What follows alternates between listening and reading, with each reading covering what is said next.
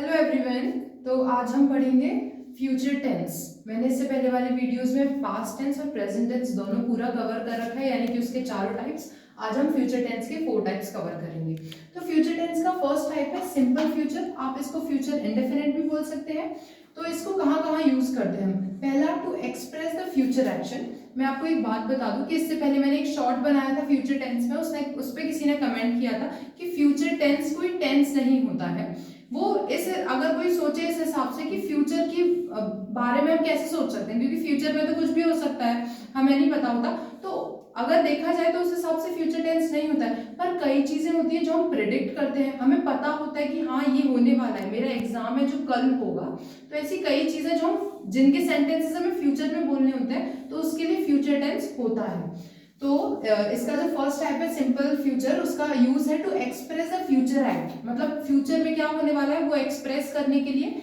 For example, I shall be 20 next Saturday, मतलब मैं अगले सैटरडे तक 20 साल की हो जाऊंगी। तो ये ऐसी चीजें बताने के लिए हम फ्यूचर टेंस का यूज करते हैं। फिर नेक्स्ट यूज है simple present. Simple present is used for simple future.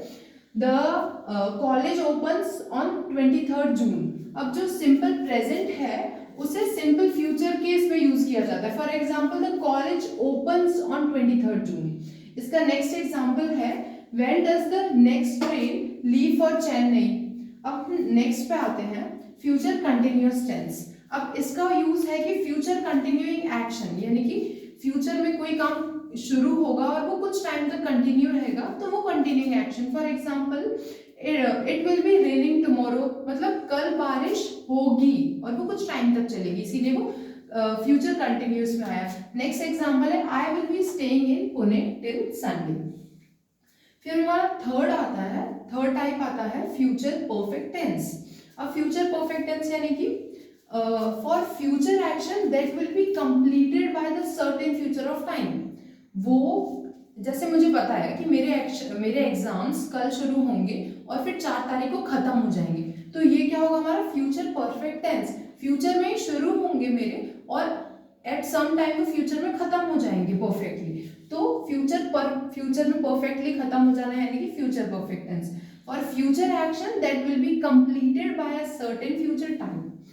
I shall have written my exercise by Sunday.